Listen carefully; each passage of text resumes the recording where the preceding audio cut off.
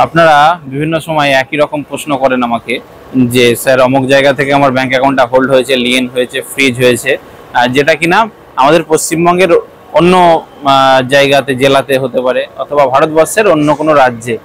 অর্থাৎ আপনার নামে কোনো কমপ্লেন রয়েছে, ব্যাংক থেকে আপনি কিন্তু জানতে পারছেন সেটা, অথবা আপনার অ্যাকাউন্ট হোল্ড দেখাচ্ছে, কিছু টাকা হোল্ড দেখাচ্ছে, অ্যামাউন্ট ডিসপুটেড দেখাচ্ছে, কিন্তু আপনি জানতে পারছেন না অ্যাকচুয়ালি আপনার কি সমস্যা হয়েছে ব্যাংক অ্যাকাউন্টটা। তো এই বিষয়ে বলে রাখি আপনাদের, ব্যাংক ম্যানেজারের কাছে অথবা আপনার স্পেসিফিক ব্রাঞ্চে আপনার যেখানে অ্যাকাউন্টটা রয়েছে, ব্যাংক ম্যানেজারের কাছে কিন্তু সমস্ত তথ্য থাকে যে আপনার কোন জায়গায় মামলা হয়েছে, কোন জায়গায় কমপ্লেন আছে, এফআইআর নাম্বার কি, কোন কোর্টে মামলা চলছে, কোন দপ্তর, ইডি, সিবিআই অথবা সাইবার ক্রাইম বা কোনো স্পেশাল কোন ল এনফোর্সমেন্ট এজেন্সি আপনার ব্যাংক অ্যাকাউন্টটাকে ফ্রিজ করেছে বা হোল্ড করেছে, সেটা কিন্তু তাদের কাছে ইনফরমেশন থাকে।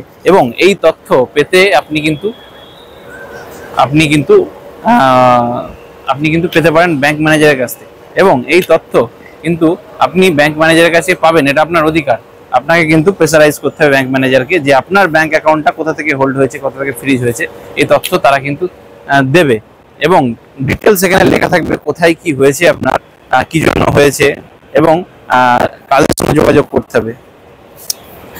তো আপনাদের সকলেরই এই বিষয়টা থাকে যে পশ্চিমবঙ্গের বাইরে যখন মামলা হয়ে যাচ্ছে কোনো, যে আমার কি করণীয়, কোথায় যাব, ঘরে বসে এটা কি কোনো ফোন করে, ইমেল করে এটা কি ঠিক করা যাবে? তো সবাইকে আপনি একটা জিনিসই বলতে চাই যে মামলা যেখানে হবে আপনার স্পেসিফিক যার টাকাটা চুরি হয়েছে, সে কিন্তু মামলাটা তার লোকাল জুরিসডিকশনে করেছে। এই জন্য মামলা যেখানে হয়েছে সেখানে গিয়ে আপনাকে কিন্তু মেটাতে হবে। ঘরে বসে আপনি যদি মনে করেন কল করব, ইমেল করব, এই বিষয়গুলো কিন্তু বেশিরভাগ ক্ষেত্রেই সমাধান হয় না। স্পেসিফিক কেসে, রেয়ার কেসে হয়তো সমাধান হতে পারে, অমুক জনের হয়েছে আপনি ইউটিউবে দেখলেন, আপনারটা হয়ে যাবে এমনটা কিন্তু নয়। এই জন্য আপনার স্পেসিফিক যে বিষয়গুলো, যে মামলা রয়েছে আপনার ব্যাংক অ্যাকাউন্টের ওপরে, আপনার আপনার ডিসপুটেড মানি থাকতে পারে, আপনার ব্যাংক অ্যাকাউন্টের উপর কমপ্লেন থাকতে পারে, এফআইআর থাকতে পারে, যে কোনো কিছু হতে পারে, সে আপনাকে কিন্তু সেই বিষয়টা একজন আইনজীবী দ্বারা আপনাকে কিন্তু সমাধান করে ফেলতে হবে। এবং স্পেসিফিক যেখানে মামলা হয়েছে, অর্থাৎ পশ্চিমবঙ্গের বাইরে যে কোনো রাজ্যে হতে পারে, যে কোনো থানায় হতে পারে, সেখানকার যে প্রসিডিওর আছে আদালতের বা ইনভেস্টিগেশন অফিসারের সাথে কন্ট্যাক্ট করে তাদের তদন্তকারী সংস্থাকে সাহায্য করে এই বিষয়গুলো কিন্তু আপনাকে সমাধান করতে হবে। আপনি যদি দীর্ঘদিন এটাকে ফেলে রাখেন, আপনার মানে ফোড়া থাকবে প্রথমে, পরবর্তীতে কিন্তু ক্যান্সার হয়ে যাবে। ক্যান্সার ভালো হওয়ার চান্স কিন্তু কমে যায়। আপনারা সকলে জানেন একটা মানে জিনিসকে জিইয়ে রাখলে যেমন মরণ ব্যাধি হয়ে যায়, সেটা কিন্তু ধারণ করে। এই জন্য সমস্ত মানুষকে, সমস্ত ভাইদেরকে আমার একটাই অনুরোধ যে আপনারা যত তাড়াতাড়ি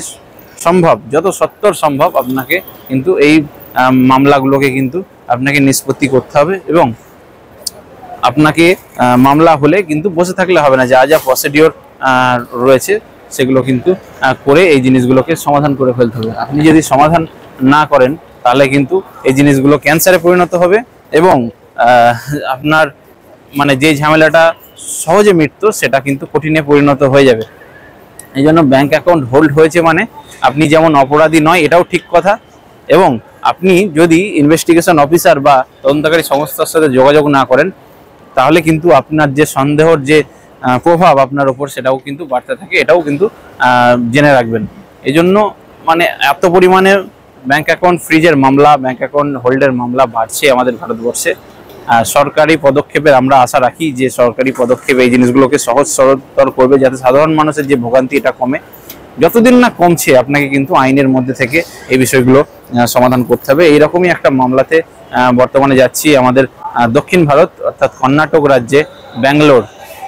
এই মুহূর্তে দাঁড়িয়ে রয়েছি, দেখতে পাচ্ছেন আমাদের কলকাতা এয়ারপোর্ট সুন্দরে ঘেরা, একদম সৌন্দর্য চারিদিকে, একদম কত কোলাহল ভোরবেলা ঠিক, তারপরও লোকজনের যে বিভিন্ন জায়গায় তাদের ব্যস্ততা রয়েছে। এবং কলকাতা এয়ারপোর্টের যে সৌন্দর্য, সাজানো গোছানো, একদম সুন্দর করে সাজানো রয়েছে, সেটা কিন্তু দেখতে পাচ্ছেন। তো সকলকে এটাই বলবো যে মামলা যেখানেই হোক আপনাকে কিন্তু স্পেসিফিক সেখানে গিয়ে এই বিষয়গুলোকে সমাধান করতে হবে। ইনভেস্টিগেশন যে সংস্থা রয়েছে, তদন্তকারী যে অফিসার রয়েছে, তাদের সঙ্গে যোগাযোগ করা, একজন আইনজীবীর পরামর্শ নিয়ে আপনাকে কিন্তু এই জিনিসগুলোকে করে সমাধান করতে হবে। আপনি ভাবছেন পশ্চিমবঙ্গে বসে, বাড়িতে বসে এই জিনিসগুলোর সমাধান করব, এটা কিন্তু সম্ভব নয়। রেয়ারেস্ট কেসে হতে পারে কারণ ইউটিউব দেখে আপনি ভাবছেন যে অমুকজন বলেছে, হ্যাঁ বাড়িতে বসে সমাধান হয়ে যাবে, কিছু করতে হবে না, কোথাও যেতে হবে না।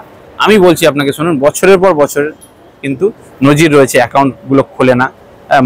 যে মামলাকারী সে যদি মামলা উইথড্রলও করে নেয়, আপনার কিন্তু ব্যাংক অ্যাকাউন্ট খুলবে না। এটা প্রসেস, মানে আপনাকে কিন্তু তার জন্য যাবতীয় যা যা করার সেগুলো করতে হবে, তাহলে কিন্তু আপনার ব্যাংক অ্যাকাউন্টটা খোলা সম্ভব। আপনাকে ওই মামলা থেকে আপনি একজন সন্দেহের তালিকা, অ্যাকিউজড বা আসামি হিসেবে বার হওয়া সম্ভব। এগুলো কিন্তু করতে হবে। এগুলো যদি আপনি না করেন তাহলে কিন্তু এই মামলা থেকে বেরিয়ে আসা সম্ভব নয়। তো সকলে ভালো থাকবেন, আইন জানবেন, আইন মানবেন। আবারও কথা হবে, আবারও দেখা হবে।